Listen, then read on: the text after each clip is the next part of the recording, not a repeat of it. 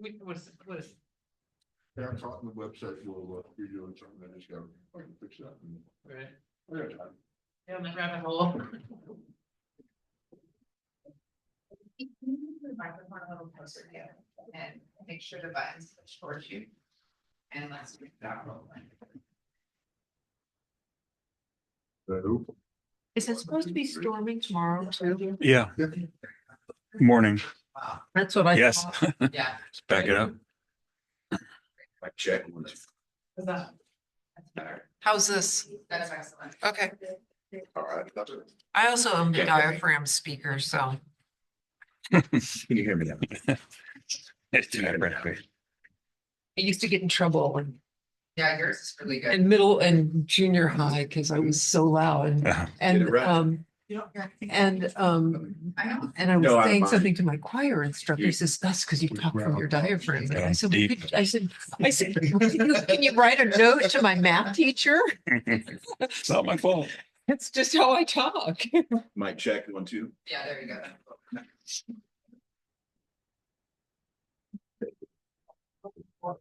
We should not forget to remind you of the report. It is recording. Yeah. Not here. Because it's Okay, think about it. okay, we are reconvening open session, up next to the pledge of allegiance.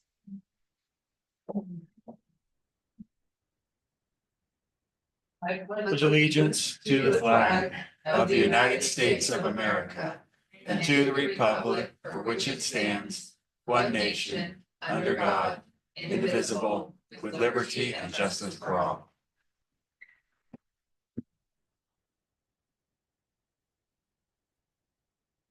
Report on closed session agenda items. The only thing to report out is that the board unanimously approved the personnel report. Public input, 4.1, correspondence. There is no correspondence to report. 4.2, public comment. This point in the agenda, the board welcomes comments on matters of district interest. Is there anybody out there that would like to make a public comment? Yes, sir. All right, moving on to approval of minutes. I'll make a motion to approve the minutes. I'll second. Any further discussion? Yes. I would like on 6.1 where it says Mayor Whitson, I would like that to say more of a Mayor Whitson because we don't have a mayor in Peggy, it's not gonna be misleading. In, I don't know, we don't care. well, when we looked at. I think Mark's the unofficial mayor. We have a couple unofficial mayors. I had more corrections, halt over there. On 7.4, there's one sentence that just reads odd to me. It has 2 knots in it, so it makes it unclear. So one of those knots needs to come out. I don't care which one. The second, it's been. We do not believe that it's a word will not be. Oh, perfect, and that's it. I don't know. So staff recommends approval of the minutes with the corrections articulated by President Trent.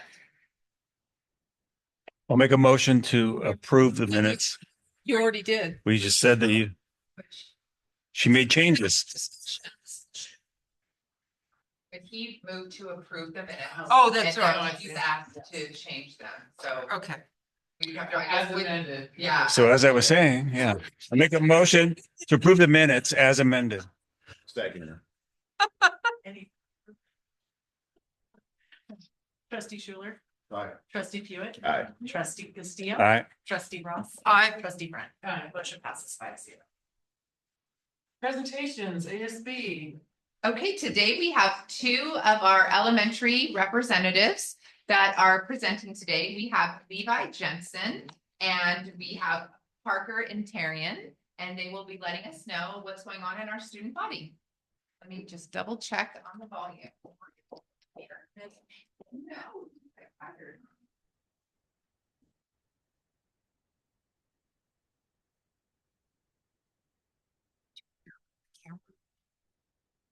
Usually, well, Check. It doesn't magnify in the room, but it does for the people online. Okay. Yes. Make sure you talk real loud into it. You want it turned down?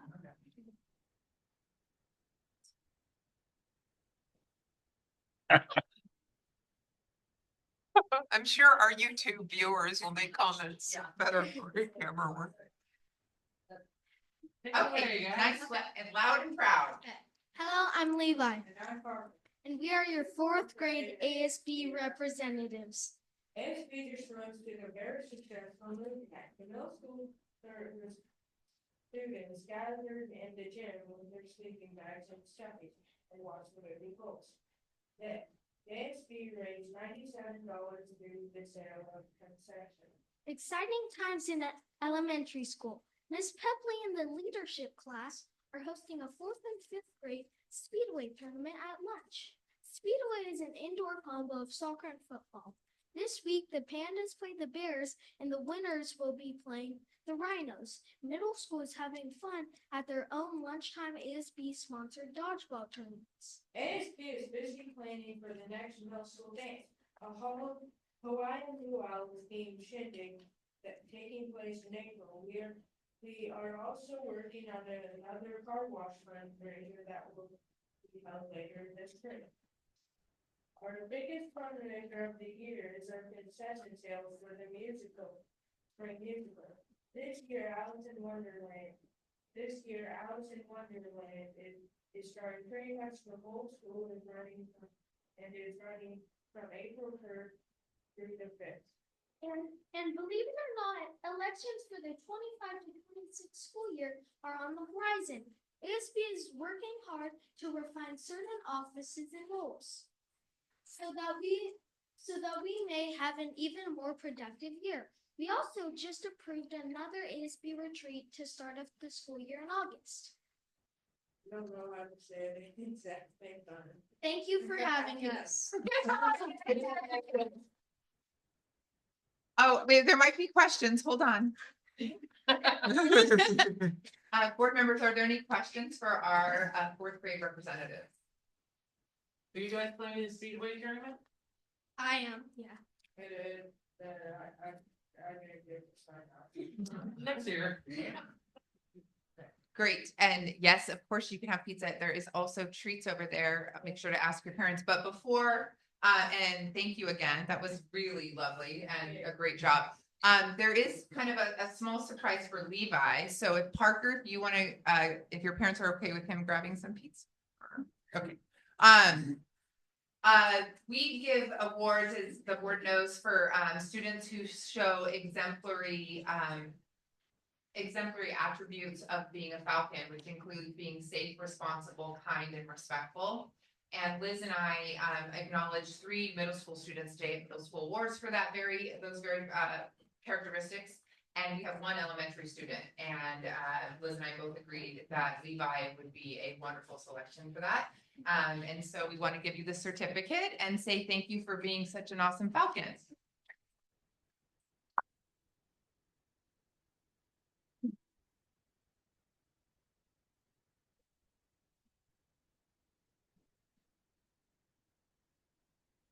I just have a general, what grade do they start having? Well, they're 4th grade representatives.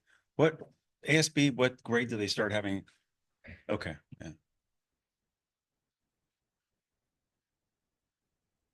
Thank you, gentlemen. Thank you.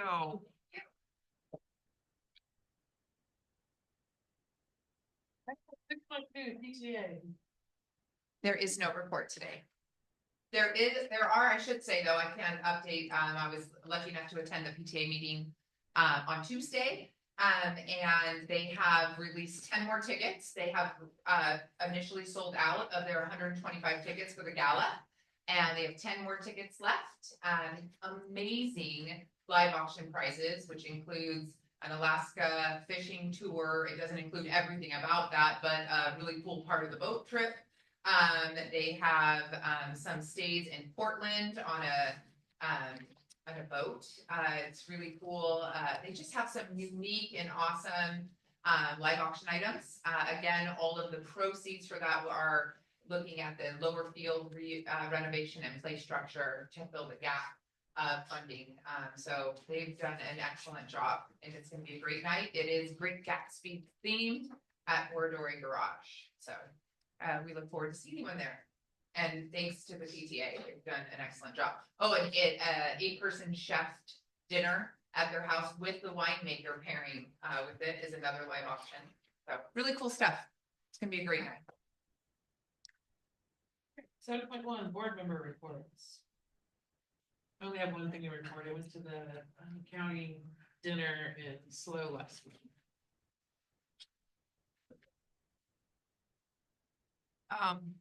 I went to the county dinner as well. And then, I went to the LCAP meeting and we went over at the LCAP meeting what we'll be going over today. And then later on that day, when Jen and, the rest of the administrative staff were meeting with the contractors regarding the new play structure, I went to that, and I'm glad I did because, you know, I was really feeling strongly about not having the play structure placed where it is currently, but once we got down there and we were talking about the placement and not where it is, and it is obvious that, that the existing location for the play structure is the best choice, for ADA reasons and also for drainage reasons. And if we were to move it to where the baseball field is, there would have to be a lot of dirt work done and retaining walls built. And I know we've been through all that before previously, and so we don't want to go back there. And then I went to the safety committee meeting and looked at all the science projects. And boy, I was really blown away by what those 3rd and 4th graders were doing for their science projects. It was It was a good day. It was a really good day. Yeah, it was. Impressive. I've been gone a lot. So I don't really have anything.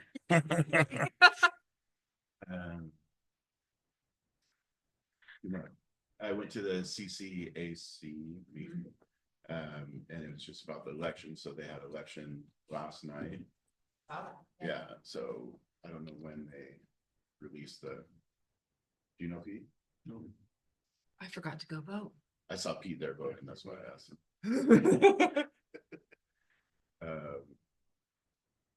The award ceremony today, it's just amazing to see how many of the students are on academic honors and just really striving and doing well. And it seemed like the camaraderie, you could feel like even if the kids didn't get an award, they were cheering on and really lifting their other friends up. So You went to the dinner too.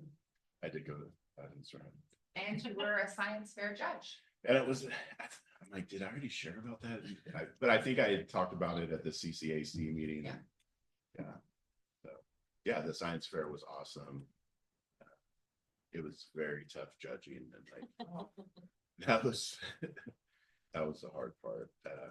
But having all the kids articulate their project and what they learned was great. I'm good with everybody else and voting again. Great. Oh, you got a 4.0. Oh, my daughter. Yeah, you give awards.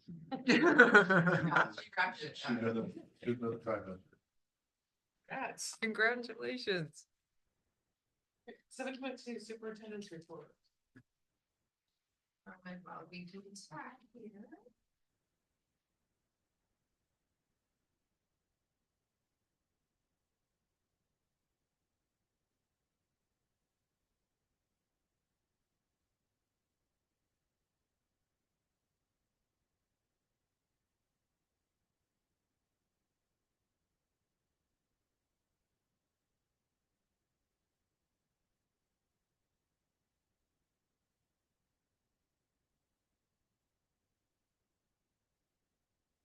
One of the things I wanted to, it's actually not going to be projected, but one of the things I wanted to tell you guys about is that we did have open gym. The first one, we had 12 people attend. It was a mixture of adults and current students with their parents, because that is a requirement. It is not open babysitting, it's open gym. And it was great. I was the person who manned it. Chris and I talked about this, so we met. And unfortunately, it was just a lot of conflicts for people, and so there was no one left for open gym but me, but that was fine.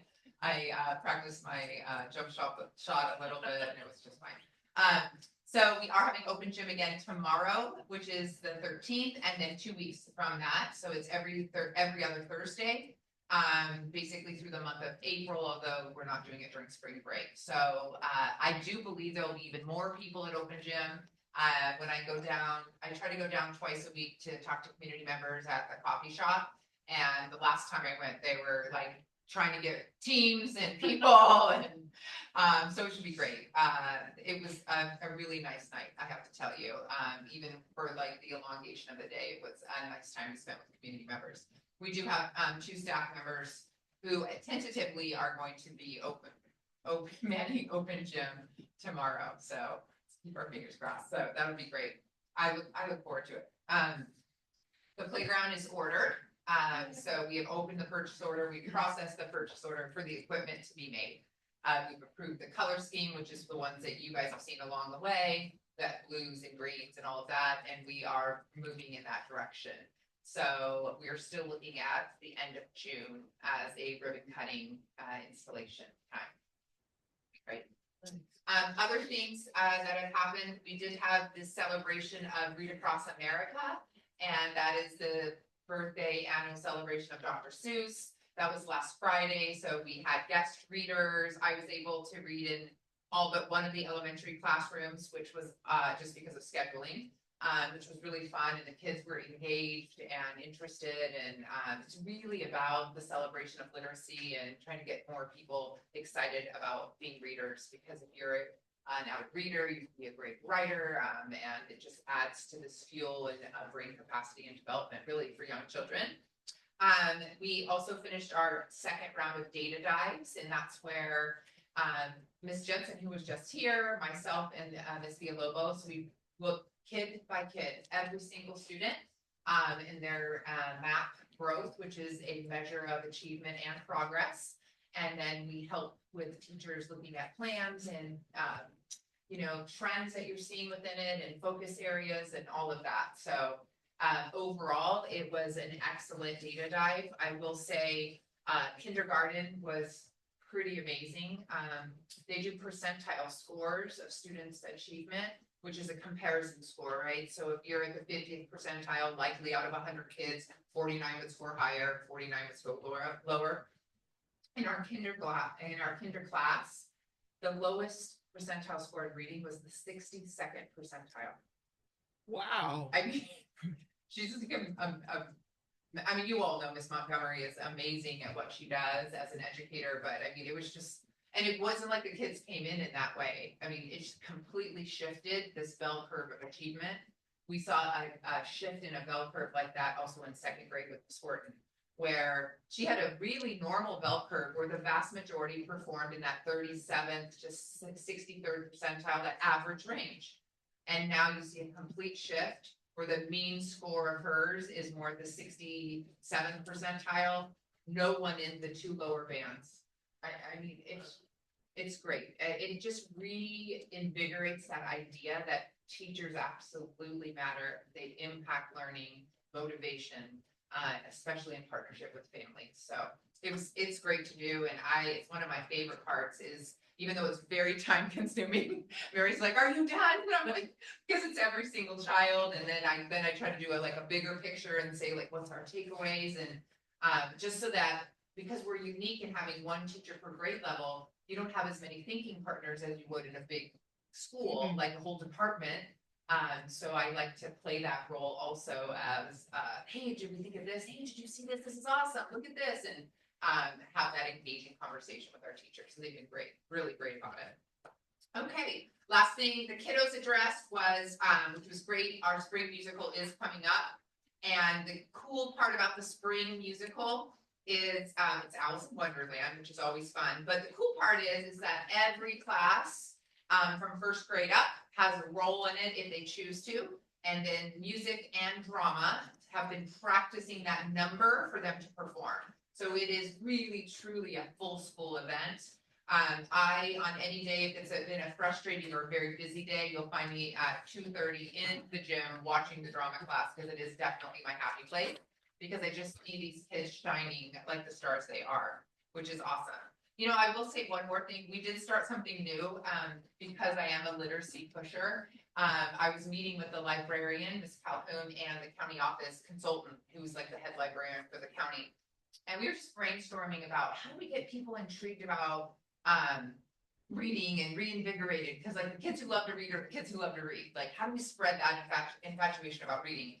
And so we started what's called the Falcon Favorites. It's much like if you went to a local bookstore and they have like the staff recommendations.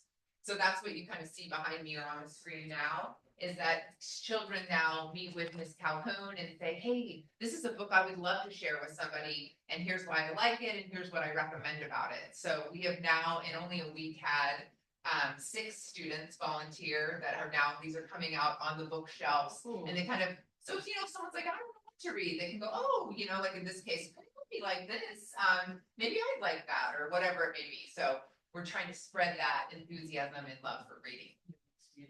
Oh, great. Oh, we moved past that, unless there's something that needs to. Okay. Oh, you know what? I'm still on the superintendent report, and look at that, there's key dates coming up. PTA also wants to acknowledge that they are doing a community event, which is gonna be awesome. It is the week before the Saturday before Easter. So the Saturday before Easter is what, the 19th, so that would be 12? 12, okay. If not, it's the week before the Saturday before a week before Easter. They are sponsoring an awesome egg hunt down in our lower field. They are going to have possibly some really cool food trucks for people, a really nice community event, music, egg hunt, maybe, as we're solidifying some of the details, pictures with the Easter Bunny, all that fun stuff. And it's really just for the community and to give back. So that would be great. And more to come. And they are, I think, looking for a Easter Bunny helper. I know they keep trying to recruit Dan. All right, and that's it. Yeah, Pete sounds more like Peter Rabbit than just saying. All right, next step, 7.3, LCAT parent/staff survey. Okay. Sharing. All right, here we go. So fantastic news. Not that we should be surprised, because we truly have the most amazing parents in a school community that I've ever worked with. And I've been in public schools for 25 years and in additional 5 years in private. And our parents, whenever asked, they always step up. They're supportive and they're amazing. So we set a pretty lofty goal in the LCAT. One of the things I have a hard time with is doing something because I just have to do it. Like, so if I'm going to spend time crafting something, I want it to be worth something. And so the LCAP over the last few years here in Cayugas and the survey hasn't been really highly utilized as a resource. I mean, we do it every year, as we should do, and we talk about it, but the numbers of parents' input has been pretty low. And so we set a lofty goal to have 75% of our parents participate in the LCAP. It is a significant increase, as last year we had 35% of our parents participate. The year before we had 15, and in years previous to that, it was even smaller. 10. Yeah, total. So I think you guys probably know me by now as I am goal driven.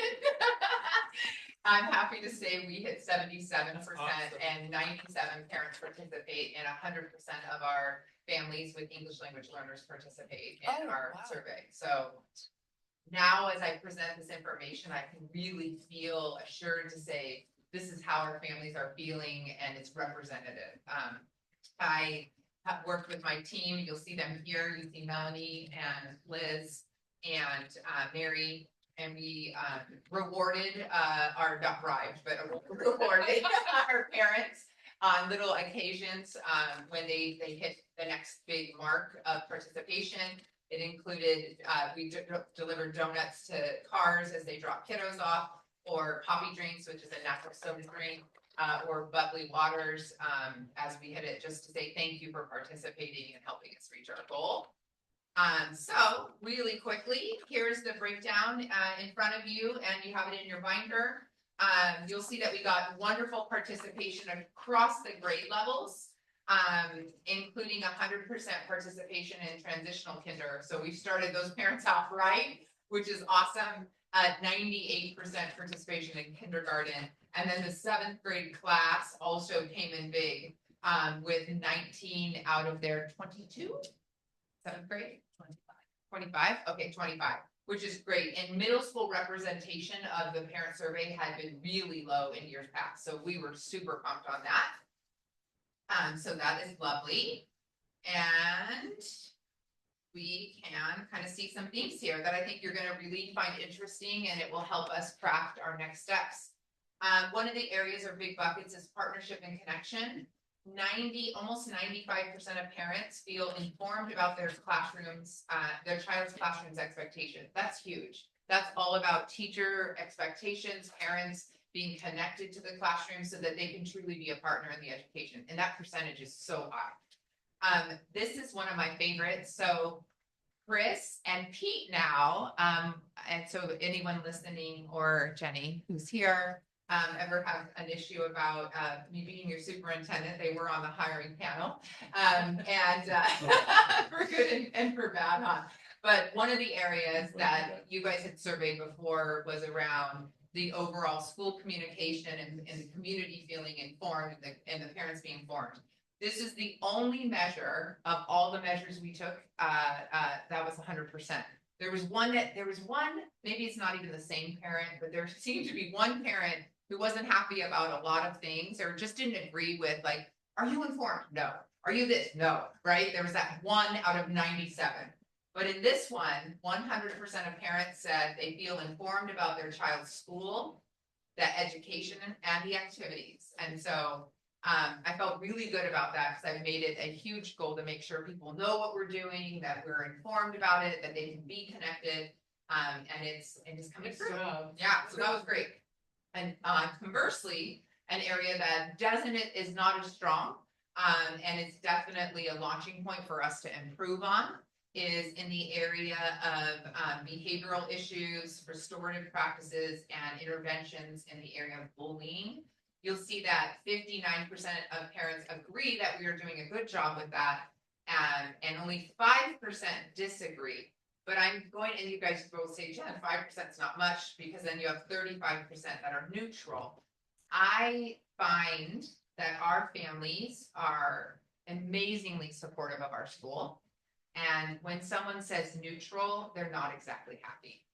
And that's not all groups of survey people, but when I think of our families and the way they were trending on this survey, if they're saying neutral, they're not exactly thrilled about it. So this will be an area of focus where we are more timely with communication, more proactive with the idea of behavior interventions, and really address that idea of clear and concise and informative student discipline to the extent we can, because it's an area of need.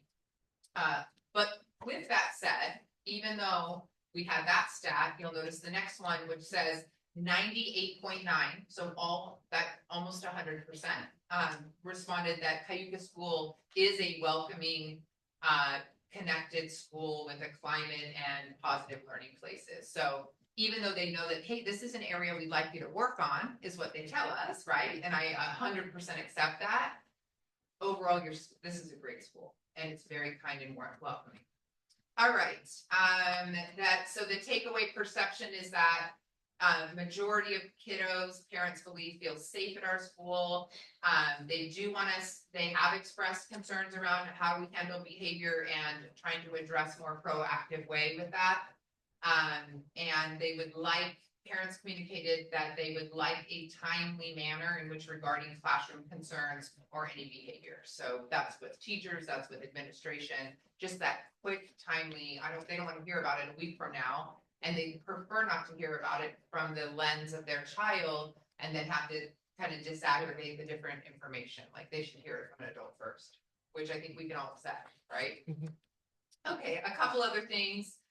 When looked at different areas that they find most important, our parents say reading intervention, small class size, and a positive school culture. So, which is great because those are all things we want to continue with. Suggestions, so lots of comments, and so I kind of took comments and captured them and organized them out. They really want to see continued visual and performing arts, which is VAPA. But there was some suggestions and just comments around, is there a way to formalize that or have greater frequency so that it's, you know, like you have a sports team, they meet 3 days a week, there's consistency, there's like growth, there's a team, all of that. So is there a way to look at visual and performing arts having a little bit greater consistency than just a one time a week in elementary class or the after school choir 1 day a week? So we are more than open to look at that opportunity.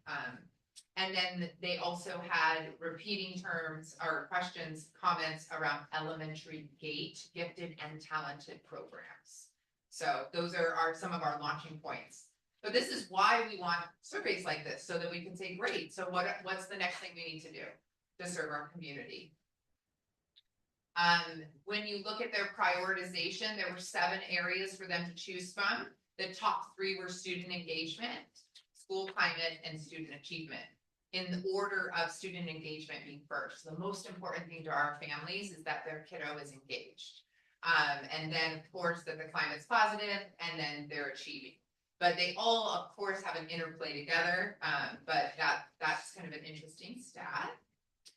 And let's keep going, because there's lots of data here. I really like the center one here, that 98.9 of parents report they're able to meet and discuss their child's academic success and progress. That means our staff is available to them and is willing and able to meet with them, whether that's in the email, phone, or in person. That's huge. And then in the area of family engagement, we already talked about number 1. Number 2 is that 98% of parents agree or are neutral around being asked around school policies, meaning like, hey, were you ever asked about your input or asked what you thought of things regarding the school? Obviously, the survey does it, but they did think that they were being involved. And interesting side note, 88% of our parents report that their child is participating in some type of extracurricular activity here. Again, a huge, wonderful standard. A scary thing that happens when you have a survey like this is there's nowhere to go but down from a survey this high. I'm like, can we just stay the same next year? Because I mean, these are pretty extraordinary marks, which is great. 91% of parents agree that their child enjoys attending school and has a positive outlook. I mean, that's huge. As an educational partner, 71% of parents said they feel like an educational partner, with 25% being neutral, which is really one parent that said they disagreed about being an educational partner. So felt really strongly about that. And a couple other things, social emotional support or counseling. 71% of parents reported that the school has sufficient counseling. 28% said not sure, but that's also because you remember that we have TK and K in first grade, and I think they're less in tune to that aspect. This was a measure after our first year. So this is my 3rd year here. That first year, this was closer to that, like 35%. So we've had some really good growth here in their awareness of the services we have in the area of counseling. Almost 70% of parents report that the school is sufficient for transitional planning to high school. That's also a really strong measure because, again, you have a lot of parents that aren't even in that mindset yet to talk about high school transition. But I think through our communication and discussion, they realize it's happening. We do individual parent and student meetings and do a 4-year plan as a guide point for them to launch into high school, whichever public high school they choose to go to. And then last but not least, 94% of parents report knowing how to get help if they need it. That's a great measure. So if they are struggling, vast majority of them say they feel like comfortable getting help here. All right. We have like 2 more slides, and the first one is around fostering a safe and welcoming connected climate. In 2022, we were at 89%, which is also incredibly high. Then we went to 95.5 last year, and now we've grown to 98.9. So really, and the nice part of this measure is so many more responses. And with so many more responses, you do kind of worry, like, we're not going to keep at that like 98%, but we did not see that as a trend, which is great, that more people, then you get varying opinions. All right, I'm going to go ahead and scroll through this one and just do this last focus, which is, this is, I thought, interesting because it is a comparison of what staff, the staff also takes the LCAP survey, and the parents. So in the area of student connection, in your opinion, does every child have a caring adult at Cayucas School? The staff said 89.7, so a very high percentage. Parents said 98.9. It's interesting because I would think, honestly, that the staff would rate that higher, because I would say absolutely, you know, every single kiddo. But both of them high, but kind of an inverse than I would have expected.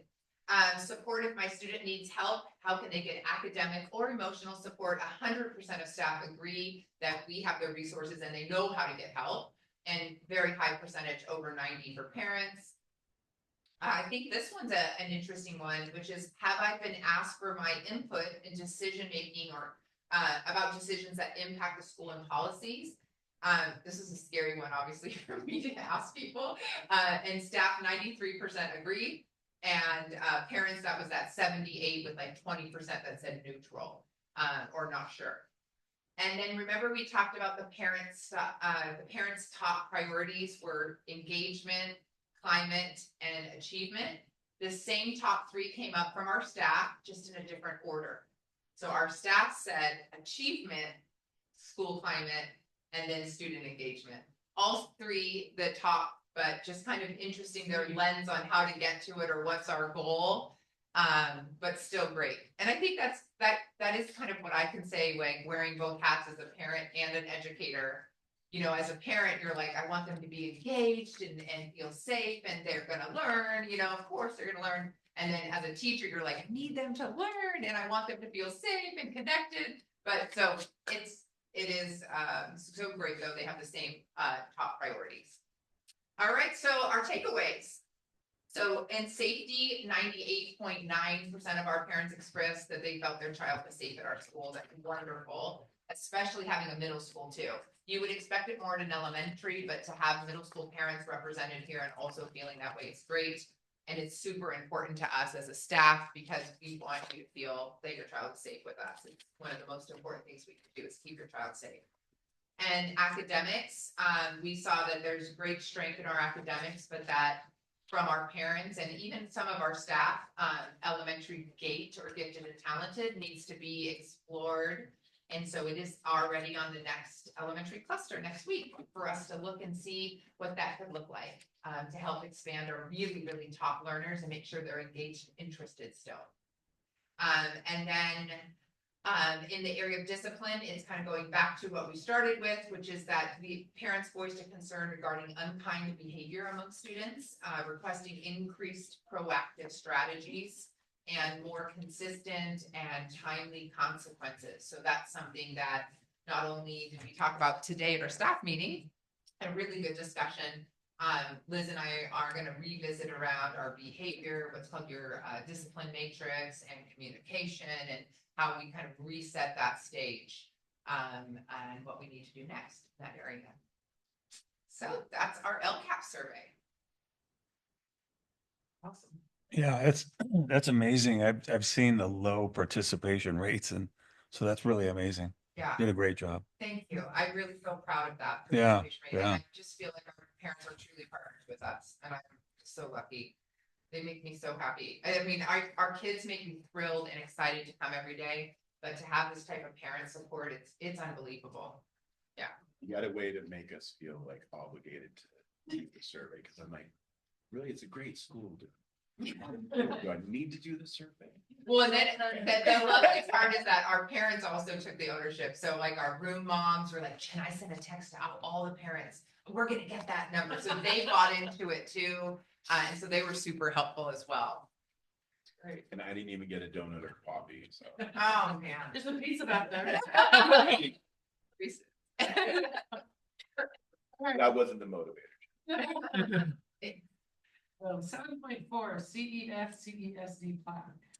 Okay, so for the sitting board members, they're aware that last year was our first year in which we partnered with the Cayugas Education Foundation and our school district regarding community acknowledgement through a large plaque that's actually posted outside our multi-purpose room for people who either have served in the community directly impacting the school or people who served as employees. So every year we have a process, we open it up for nominations, they're advertised through our Parent Square, through Facebook, through Instagram, through all of our service clubs. So I sent out the link for CCAC, the Chamber, Rotary, Lions, Lioness.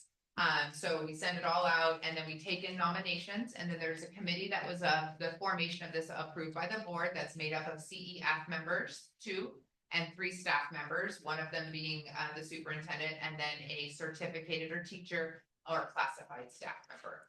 And so we've done all of this process and we have 28 new people. No, I'm kidding. Yeah. Get a bigger plaque. Just joking. We have amazing nominees that were confirmed by the committee. We have 6 new people that will be honored in April, on April 16th, prior to our open house and talent show. In this area outside our little garden area right here, we set up chairs and then we celebrate them and unveil the plaque. And they are the following, so drum roll here. Donna Dawson, and a lot of you guys know Donna and her wonderful participation and support, not only as a volunteer here, a employee here, and then a tremendous community member who continues to give donations and love to the school. Hannah Held, and I feel like I could go on and on and on and on, but really a heart to Cayuga School, is both an employee and a tremendous community member and supporter. Jane Rice, who was a longtime teacher here, and co-founder of Peace Day, which is still one of the wonderful celebrations that bring community and school together today. And her partner, and I just mean like educational partner and also co-founder of Peace Day, Linda Jaso. And they were both kind of nominated, not together, but in celebration of their work, and then continuing celebration of the community and school. Sterling Heck, employee who worked for many, many years here in the district, teacher, administrator, and did some strong professional development with the staff, and they felt strongly about that as well. And last but not least, and none of these people have been notified yet, so they will be notified tomorrow. So if you send a text to any of them who are still living, that they do not know this yet. Lisa Shin, who was a longtime science teacher here, who also started the involvement, and now we have the renaissance of the science fair. Is it Waste Busters? Is that what it's called? Yeah, okay. The gardens in which science now has fostered and worked on, and kind of that learning by doing Cal Poly model that has been brought to our school. So those were the committee's accepted nominees, and it was a nice meeting. We had Susan Mathias and Roberta Held as the representatives from CEF at the meeting. So we'll see you at that celebration. Yeah. All right, consent agenda.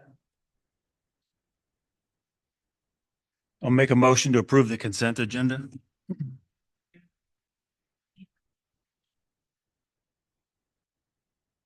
Trustee Castillo. All right. Trustee Ross. Right? Trustee Friend. All right. Trustee Schuler. Motion passes 5-0. It's now the action session, 9.1, review, accept donation. Staff recommends approval of the Cayugas Education Foundation donation for $1,200, and it is for our middle school floral design class. It'll be the last 6 weeks of school. They do projects in combination with Eric Schofield, our art teacher, and our very talented Melanie Weemay.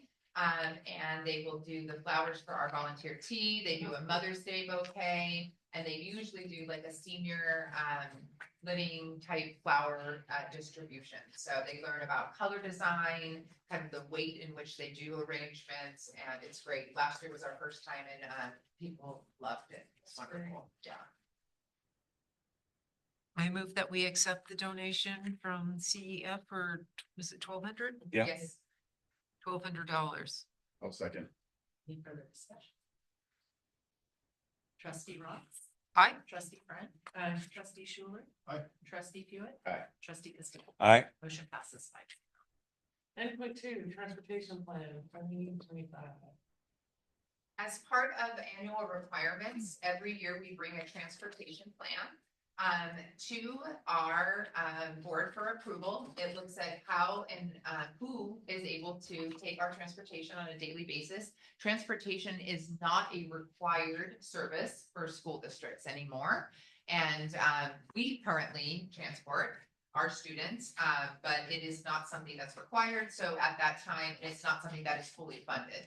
So in taking a transportation plan to a board, we are transparent in that we recommend we continue to provide this service, that we acknowledge that it is a general fund expenditure to the budget, and that this is kind of our plan and that it helps students attend. I do want to say that if there is anyone online who wanted to make comment on this, you are able to drop comments into the comments because it is an open session for comments in person and online. But staff does recommend approval. There's not a significant difference in which you're seeing than we saw last year. Just a regular cost of gas increases and just kind of labor increases around the maintenance around our one bus.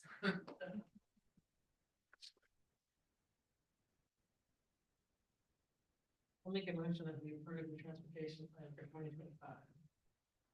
I'll second. Any discussion? Just a quick question. How come it says we currently serve 180 students? When we have more, I mean, we transport everybody, so that really matter. Based on what's called P1, so there's Oh, a okay. state report, and so, October, right? yeah. So then we climb from there, and so that's kind of why. So next year, the number will be, I would imagine graders, we're projecting that to be closer to like 185, and then we'll see as the number ticks up throughout the year. And you'll notice I haven't projected for you behind me, and then for the people online, this is the reimbursement side of it. So you'll see here that is the total cost is roughly $70,000. We're expected to have about a 60% reimbursement, which is that about $24,000 contribution, which is, I think, more than acceptable in looking at getting kids to and from school safe each day. How much is the bus utilized? I mean, how many students in roughly? It's actually. Is it in there?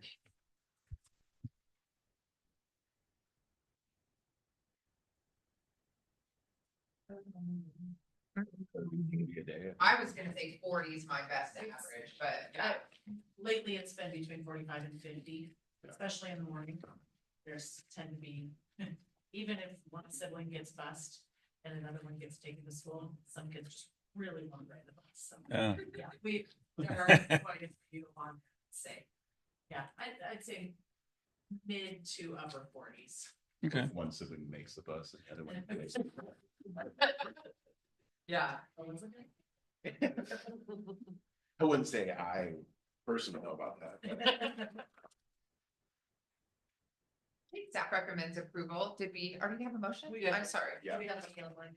We have no online Okay. comments. Take a look. Trustee Friend. Trustee Schuler. Aye. Trustee Pewitt. Aye. Trustee Castillo. Aye. Trustee Ross. Aye. Motion passes 5-0. 9.3, review approved second interim financial reporting 24-25.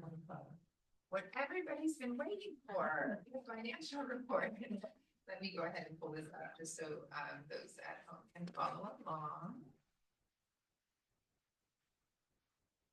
We are definitely missing Rory tonight, so if anyone's getting sick from my navigation of the screen, I apologize at home in advance. So here we go. So we have the 2024-25 second interim.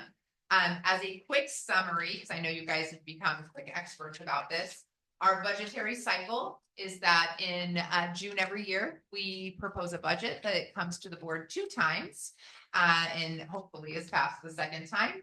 In that budget, we are projecting what we believe to be the funds in which we are getting. Oftentimes, we pass our budget before the state budget has been finalized.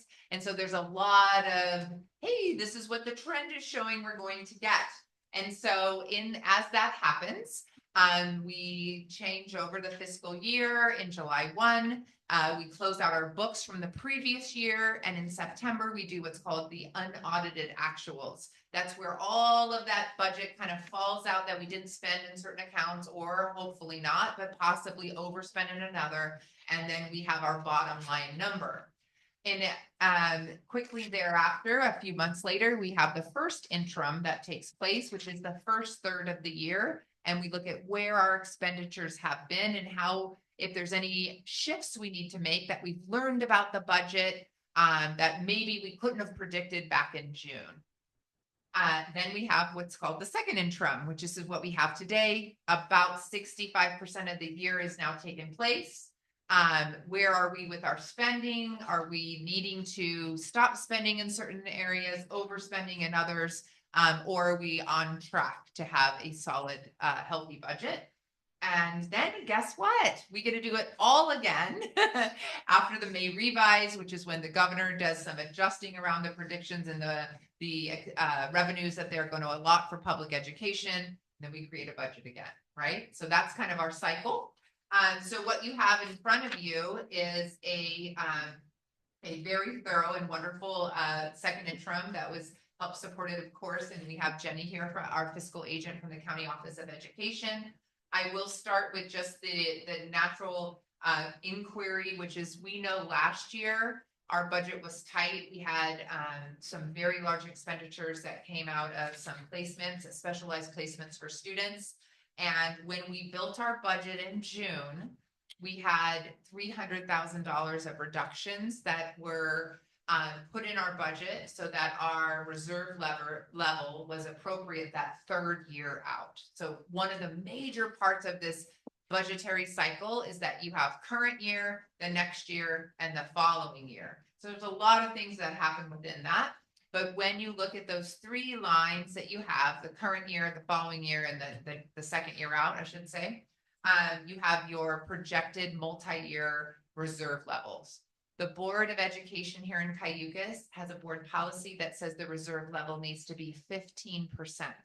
The reason it is so high, and I say high because in districts that are significantly larger, the state reserve is 3%. In districts our size at the state level, it's 5%. But we have determined that 15% is a more comfortable level for us. And that's because when you have a small budget, as you would picture in a pond, and you drop a rock in there or an expenditure, those rings of that expenditure go very quickly all the way to the outside. So the impact can be very large by just one student placement, or just one building that had a roof fall in, or whatever it may be that could occur. End of the book first is that this year, as we sit at second interim today, March 12th, is that right? March 12th.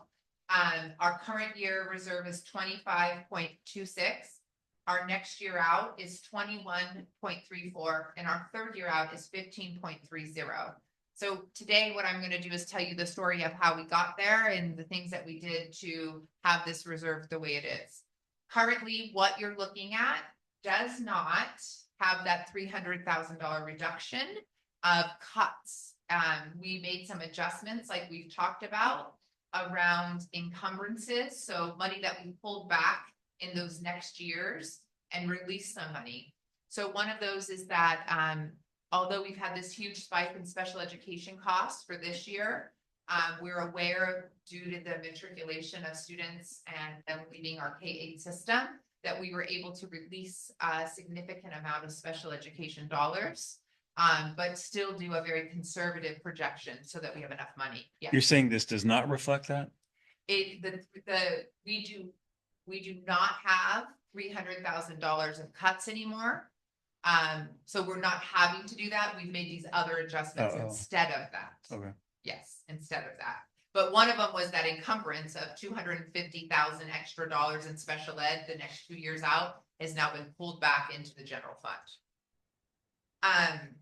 Another one that we are able to look at is being more creative with our how we bill our employees. So the vast majority of our expenses are employees. So we do receive state and some federal grant money. And we are able to use different funding sources to fund those. So for example, an employee who works in the after school program could have an expenditure for the extended learning program. So a great example is Miss Montgomery, our kindergarten teacher. She teaches kindergarten half the day and then does enrichment for kindergarten and TK students for about an hour and a half each day. So we are able to bill her partially to that state dollars, where before the general fund was just absorbing her entire cost. So Jenny and I and Liz and Melanie really went through every single pot of money that we had to be more, I think, strategic in how we fund people. Spending your most restrictive dollar first, because those monies from state and federal governments are designed for a certain thing. So those ones you want to make sure are aligned first, where the general fund, of course, is for all expenditures for the school. One thing I want to call attention to, and I'll pull it up right behind me, is we continue to be a basic aid district, or what's called a community funded district. I mean, the vast majority of our funding comes from property tax. This lovely graph here shows the importance of that, because if we were to go to a basic state attendance funding, that means the monies in which we would receive from local or state entities would reduce by more than half. So there are some districts that these lines have gotten very close to, and that's because the state government has actually increased funding in education, especially if you have impoverished students or high need area students. So this line of this gap actually gets very close, and a district may then choose to go to a different funding model. In our case, it's nowhere close. Do districts choose that, or does the state help? They're able to elect to change their funding model, right? Yeah. Yeah. Yeah. So we'll see, but ours, that's not a road where Right, no, I would be very shocked if we went down. Right. Let's not go down there. And we'll all be teaching 4 periods, and there'll be 9 grade levels in one classroom. No more one schoolhouse, but so that's important to note. A couple other things that are important to note. Let me get my notes here really quickly. Oh, okay, let's see.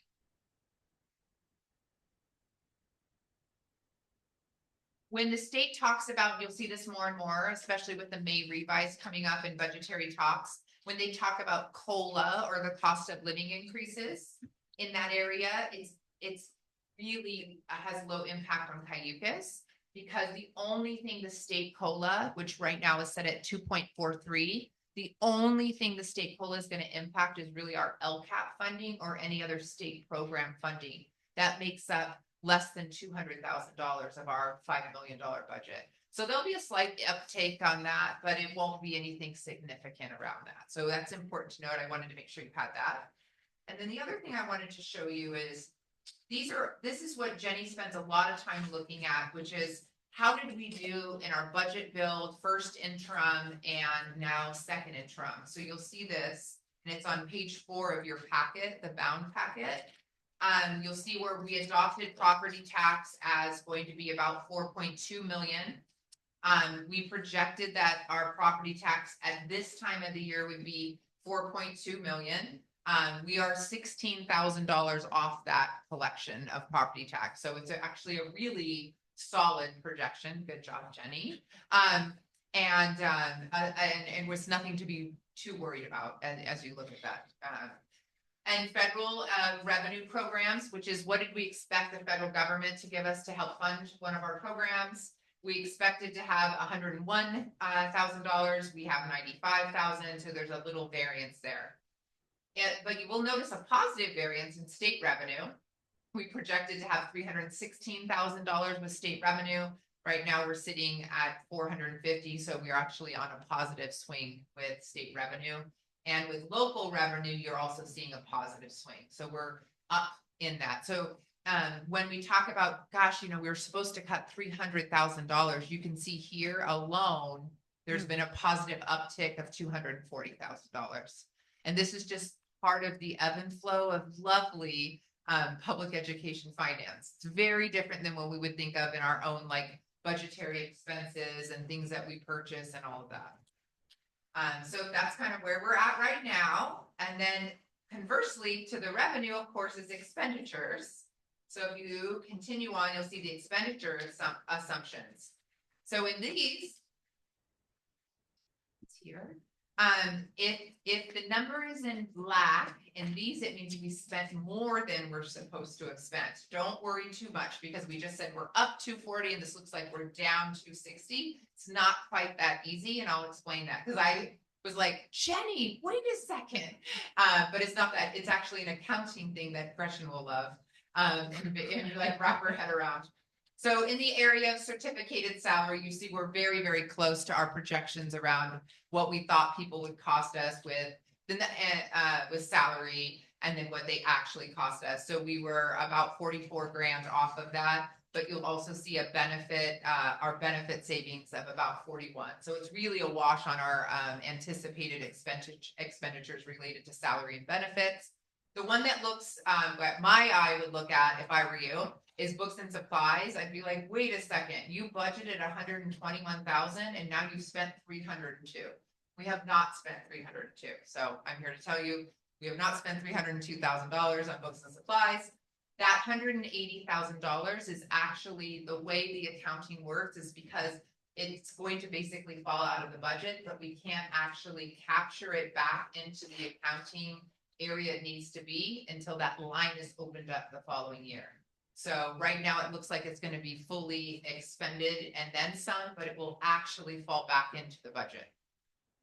So yeah, that kind of drives me crazy, but it is where we're at. So Why? Just in case you might spend it?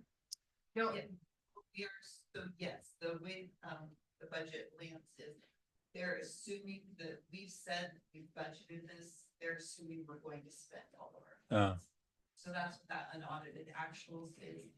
We will then say, nope, we actually didn't. And I don't think we will because there's so many programs that we still have years to spend on, but we have to put that big, the money cannot go into a fund balance. It has to Stay there. yeah. Okay. Okay. Just a couple more things very quickly. It's always nice to see how we're spending our money. You'll see it's vastly, the majority of it is people. The books and supplies, even at 5%, it's a little overrepresented, much like you saw on the chart above it. And then of course our just operating costs, which is keeping the lights on and all of those things happening. So, and then as I mentioned to you, our multi-year projection is exactly where I think it needs to be.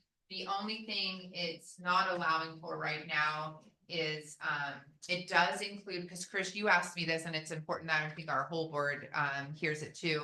It does account for, so when Jenny builds these multi-year projections, it does account for stepping column. So every employee in public school, unless you're maxed out, you're increasing your salary by your longevity. And depending on if you get additional units or experiences. So every employee costs more each year unless you're maxed out. Currently in our pay structure, I believe there's only one employee we have out of 39 that's actually maxed out. So everyone will be earning more or in turn costing the district more next year. And that's without any negotiated raises from anything that happens. So those are embedded within here. What's not embedded in here is any type of settlement, of course, in negotiations that have yet to take place. So we would need to look very carefully at that and its impact on the 26-27 year, as the board policy dictates that we need a reserve of 15%.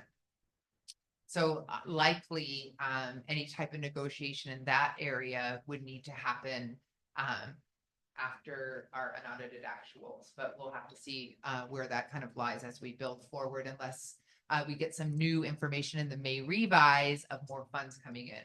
I will say this, there is something earmarked for additional funds.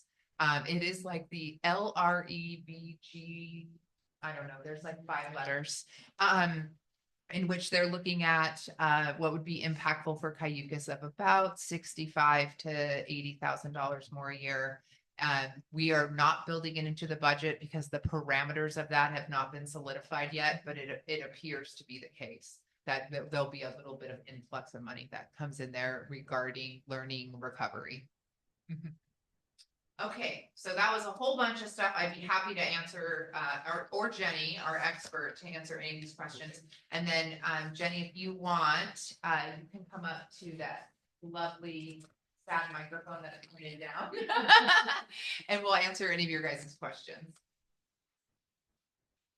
So in projecting the reserves for the next 3 years, do we take into, are we assuming that the property taxes collected remain the same, or are we assuming there's going to be an increase, or?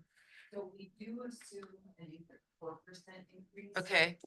Last year we did increase it a little bit, only because our trend is higher, and it would.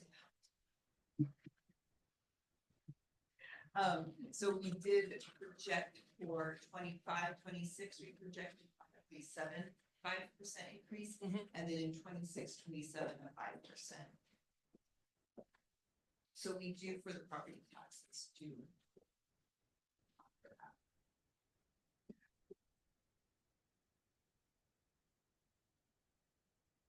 Another thing we don't budget, but also that falls into our budget every year, is due to the agreement that was made. When we built his intervention room, we borrowed $500,000 of developer fees. We borrowed $500,000 from the general fund through a resolution, which means as developer fees come in every year, they are collected, they sit in the developer fee account, and then at the end of the year are transferred into the general fund until that $500,000 is paid off. So that's an additional revenue that's occurring that again is actualized at the unaudited actuals. Yeah, when she basically does the transfer to close the books. And our developer fees are looking really strong this year. Yeah, the strongest we've seen in years. Really? Yeah. There's a lot of action happening in Cayucas. A Yep. lot of construction. Yep. It's all from Additions. conditions. Yeah, and construction. Yep. New construction.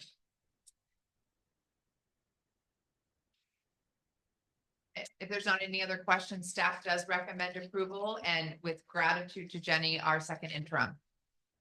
Yeah, thanks for the work. Thank you so much, Jenny.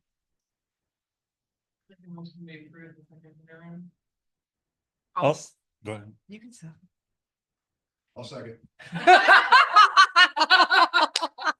There you go. Any further discussion? Trustee Pewitt. Aye. Trustee Castillo. All right. Trustee Ross. Aye. Trustee Fred. Aye. Trustee Jenny. Motion passes 5-0.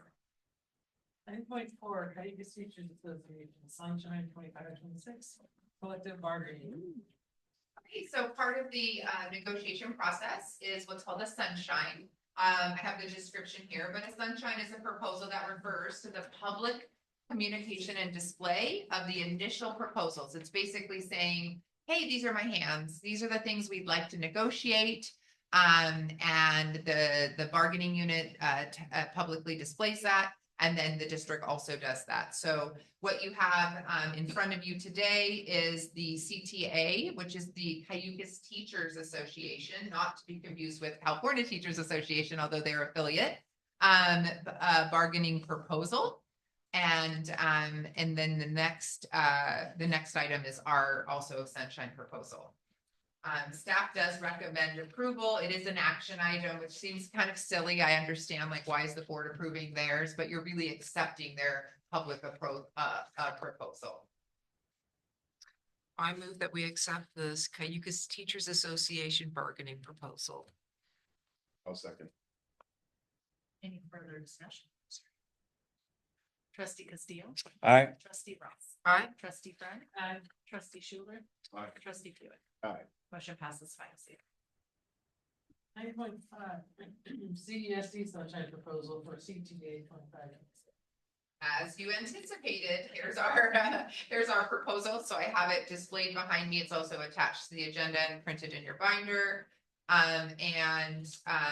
We get a little more specific on ours just because we have a kind of higher transparency level. There's nothing we really want to hide or like surprise people on, because we don't think that surprises are kind or fair or people are prepared. So I am pretty open about it. So very quickly, Article 1, Section 1, really looking at the specific area related to conditions of employment and that idea of positions possibly being included, for example, like a certificated nurse, if we had a certificated nurse, those type of things. The work year, we want it publicly noted that there is an interest of us potentially looking at the number of days. We have 186 days on the teacher contract. There's only one other district with 186. Most of them are at 185 and a few are at 184. It gives the district some flexibility if we were not to have a lot of money to negotiate in salary, but maybe for people to get the same salary and work less. But that's really what that item looks at. Again, these are just ideas, so it doesn't mean we're negotiating in public, but they give you ideas. The next one is adjunct duties. So we have a pretty hefty area in our collective bargaining agreement that talks about it's really important for our staff to, of course, be engaged in teaching during the day, but there's other duties that you need to do as a teacher. And there's some cumbersome language around that and weighting of the duties and who does what, when, and where, and which ones count and which ones don't. So I think we need a little clarity on that. I find that a lot of the same certificated members are doing a lot of the adjunct duties, and so maybe some equity around that. The E word is not the best word to use there. So part-time employees, we don't have some clear language related to, like, for example, prep time for part-time employees. So there needs to be some more specific language cleanup around partial employees. Like if they work half-time, is it just half the prep time, or is just, some clarity around that idea. So for us to look at that. Leaves, we do need to update some terminology around our leaves, because there was it was, I want to say 5 years, maybe 6 years ago. There was the Pregnancy Disability Act, and then there is the baby bonding. Both of those terminologies have been updated by the state. So it's a terminology. It's really governed by the state and what they give for time or what we need to. It'll be interesting, though. I don't know if you guys have seen that currently there is some movement on paid maternity leave for public schools. So right now for schools, you utilize your sick time. You're given the 6 to 9 weeks of pregnancy disability time, and then you have additional 12 weeks of what used to be called baby bonding time. So an additional 12 weeks during the first year. Once you've exhausted your sick leave, then you get 50% pay for all of that time. So the district pays half of your salary. And then if individuals have some type of disability leave or an American Fidelity plan or whatever plan it is, they are able to, that sometimes pays into it. So what's proposed right now at the state level, and we'll see if it gets any more traction, is that there will be a set number of weeks that the district pays full in addition to the sick leave. So it could be quite expensive, especially for large districts, as you would imagine, because it could double the cost. And the people that we currently employ in schools are usually families that are having children or multiple children, which is awesome. But so it's interesting to see. I'll let you know if I hear anything else about that. But yeah, there's definitely been some traction in that area. And then stipends are always always something people want to talk about. So particularly, I don't think there's a complete fairness around some of the stipend amounts. So I look at the specific amount of time someone is having to do outside of the classroom for that stipend, like the athletic director attending every single home athletic event and then most of the away ones, versus planning for a field trip, possibly not being, time demand, and I don't think the money's aligned as well as I'd like them to. So something I'd like to talk to them about. So nothing too bad, but those are kind of where we're at right now. So more to come. So staff recommends approval of the CESD sunshine.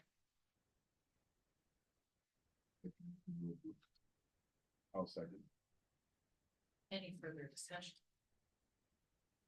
Trustee Castillo. Aye. Trustee Ross. Aye. Trustee Friend. Trustee Schuler. Trustee Pewitt. Motion passes 5-0. 9.6, Coast to Coast Washington DC Board of Professional Development. Okay, so as you see in the description here, last spring, I did a very short summary.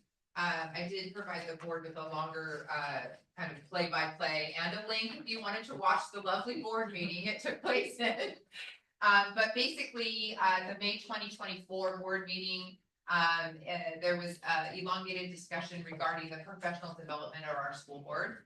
And there was eventually a motion made by Susan Brownell, seconded by Chris Castillo, that was voted for 4-0 in favor. Gretchen was absent at that meeting. And the motion was this: the board approves the continued professional development in the form of CSBA, which is California School Board Association, or Coast to Coast, which is a sponsored, not sponsored, excuse me, well, sponsored in the sense of like, not financially sponsored, but encouraged by both the Administrator Organization of California and CSBA. Trip that goes to Washington, D.C. So it's a conference and then some advocacy around public education, particularly related to funding and programs. Up to $7,500. So that was the approved motion. It was clarified that the board could decide later which they elected to attend, not needing to go back to the board for approval. So at our last board meeting, we had discussion. So that was all a year, well, a little less than a year ago. So currently, as we were told, basically, Jenny and I budgeted $7,500 for board professional development.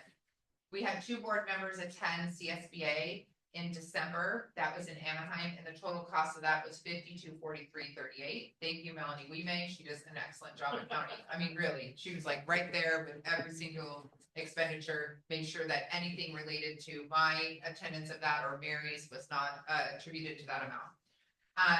And so there is about a little less than $2,300 left of the budget. So at our last board meeting, we had some discussion around people wanting to attend Coast to Coast. But the problem is because, sometimes being specific is really great. But in this case, we actually took board action that said $7,500. So we went back to the drawing board. We said we don't really have enough for more people to attend that. So during tasking, it was brought back to look at, discover, see if we even need to bring it back. It is my opinion that we did need to bring it back because we had action that said $7,500. So with that stated, I did price out what it would be. I did send it to the board, but I have it here too. Coast to Coast would roughly cost $2,900, give or take, things that we can't control, for each board member to attend. That is made up of the $799 registration. The rooms per night is roughly $350. The flight is roughly $420 to $450, given the day and the fluctuation of flights, meals, and then some possible Uber costs or whatever. So right around $2,900. So if the board wanted to have a discussion or make a motion for continued professional development, then we would need to take some type of board action for that to happen. We just couldn't schedule and book everybody because of our May action. But we are open and supportive of the board learning, your commitment. But we just needed some type of action if that were the case. But do we have to make a motion before we discuss it? 'Cause Yes. It seems like we need. Yeah, don't we? The typical practice is to make a motion and then have discussion. Then you can always amend your motion or withdraw your motion. Yeah. I'll make a motion that we approve an increase to the budget. Do I need to say how much increase right now? Well, we can discuss. I'll second. I'll say increase and then we'll discuss. Yeah, I'll second it. Second. All right. Okay, now we discuss it. Well, so my point last year, and it wasn't a big amount, but I'm all for training, and I feel like CSBA is training. I think there's a lot of good classes there. And the coast to coast is more expensive and it's more advocacy, which in my opinion is not necessarily, I think, our role. I mean, as a person, you can certainly do that. I just don't think it's, in my opinion, it's the purpose of the school to pay for us to go to Washington for advocacy.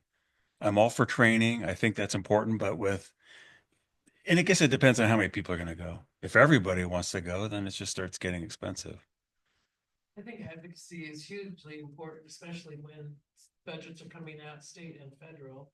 And you also get to network with other people that are your similar size and district. I think it's great to keep our voices heard. I think advocacy is huge. Well, since you went last year, you explain again kind of what you felt about it? I liked meeting with other groups that, first of all, we met with our own people in our own area. And we also met with groups of people that were our own size. So two different things, but then the CSBA comes out with 3 things they want to talk about. One of them was special ed last year. Special ed, inadequate special ed funding at the state and federal level. Right, so they come up with these talking points and then you meet with your legislator with the group and talk about that too. So if they're going to be voting and potentially making decisions, if they hear from us, I think that's huge rather than not hearing from us as a unified body. And CSBA, they respect that. It's different than if you said an individual advocates. If you're part of a CSBA group going in, that's a huge, much larger impact than just, oh, I'm Carrie Fran from Cayucas. Well, who cares? You know, you're part of a group that's together. I thought it was great. We learned a lot. What's your opinion on it? You can, yeah, you do. I know I talked about this last time too, is I really I actually felt that I got more out of Coast to Coast than I do CSBA. I think the annual conference is wonderful for first-time board members. After a few years of attending CSBA, it feels a little redundant. I was able to attend in my previous district and now I'm attending here.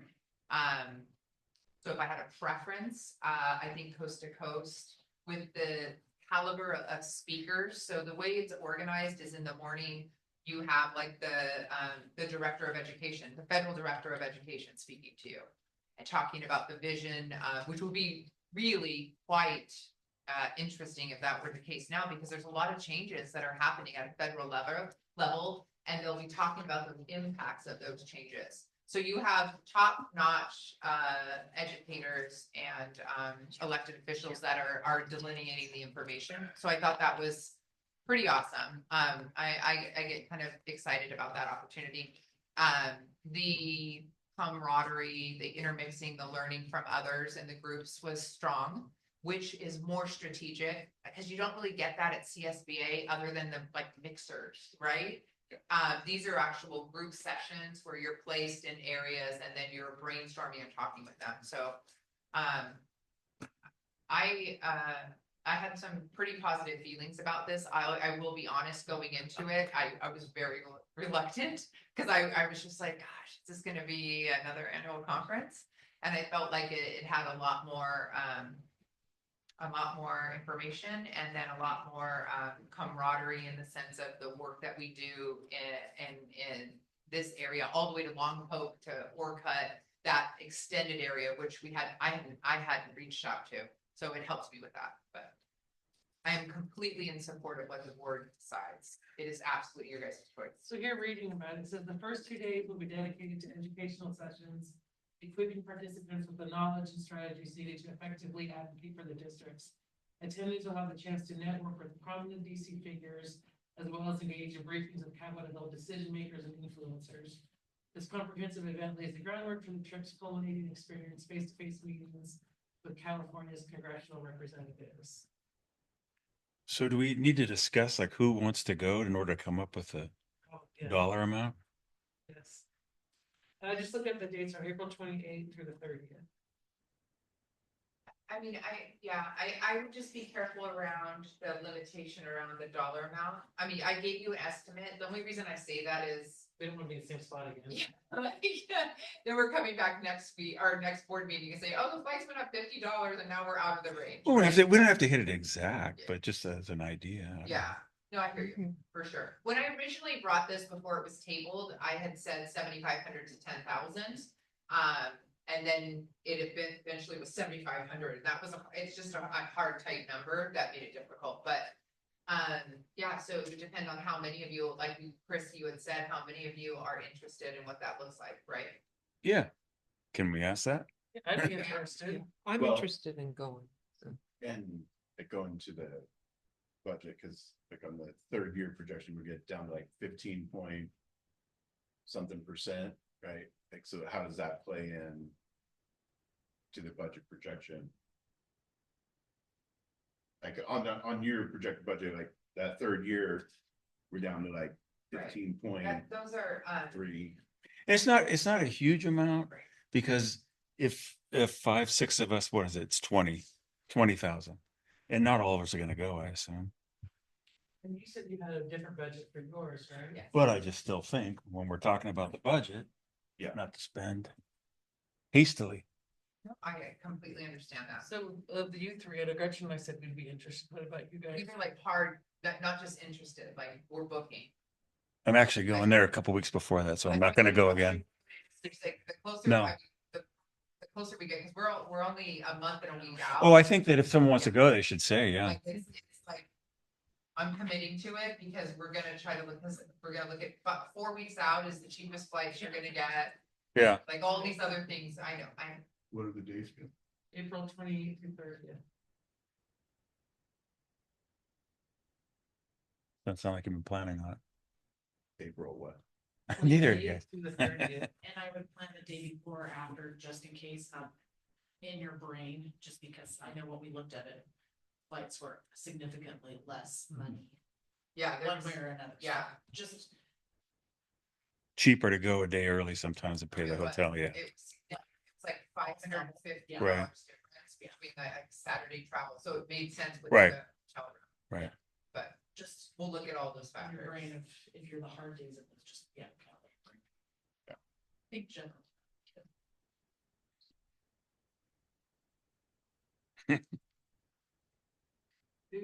I know, that's what I was thinking.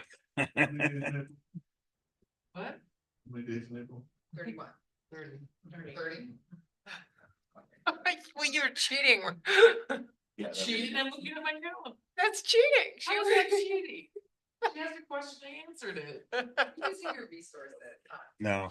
What about you, Pete? Yeah. I think I'm looking good. I got it. Gotta say, I'm good. Got a window right there, I think. Well, we gotta know though, because they're gonna start. It's in. Well, yeah, on my schedule, I'm clear. You wanna let us know 100%, I mean, how do you guys wanna handle this? Are you interested? No. let's just budget enough if he does, and then you just have to give him a firm yes tomorrow or something. Double check a couple of things. Yeah, of course. I mean, So that looks like the 3 of us. 3 and then 4 or 5, is that right? No, 4. But her money comes from a different account. She's got it paid for, not from us. Austin's Yeah, and then I'll submit to, should be- Oh, I didn't know that. yeah, and I'll submit to, Strictly board. Oh. reimbursement. Okay, 4, yeah. So So that Three, means, right? so if she Oh, three, estimated, then never it mind. would be 9,000. So we should, if And we, we already have 2,200 left in our account. so we should probably approve high, on the high end, so we don't come up with this problem again. 10? Yes, if we said 10, then that would add, then we'd have actually 12. Yeah. Okay, Perfect. I will amend my motion to say, I think we should increase the budget to $10,000 for school board trustee professional development. An additional 10,000. Yes. An additional 10,000. I'll second. Discussion. Trustee Ross. Aye. Trustee Brett. Aye. Trustee Schuler. Aye. Trustee Pewitt. Aye. And trustee Castillo. Aye. Motion passes 5-0.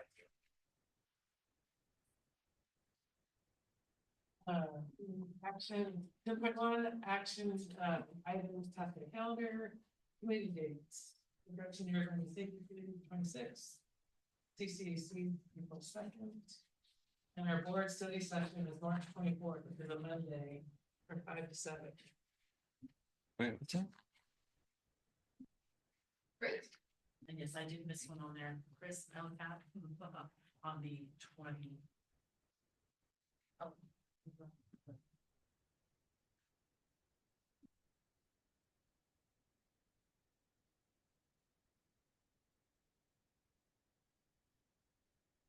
I'll remind you, Chris. It's ju- We'll be going over the student survey data. It should be fun. Should be a blast. Well, you know what? In the past, there was so limited response to that I just said, really, it didn't seem important to me. Seems more important now with the level of involvement. Yeah, it's exciting. Yeah. I didn't go that far, but The best parent award, like you know how they have like golden bells for school board and all these other things. And give Maybe us a 3 years peace of program. day. No, like, so it's out of the world. Anything else for tasking? I think so. Yeah. To adjourn.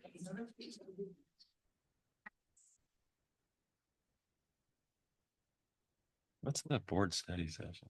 The board study session, I I know. think we're gonna be reviewing, are we reviewing our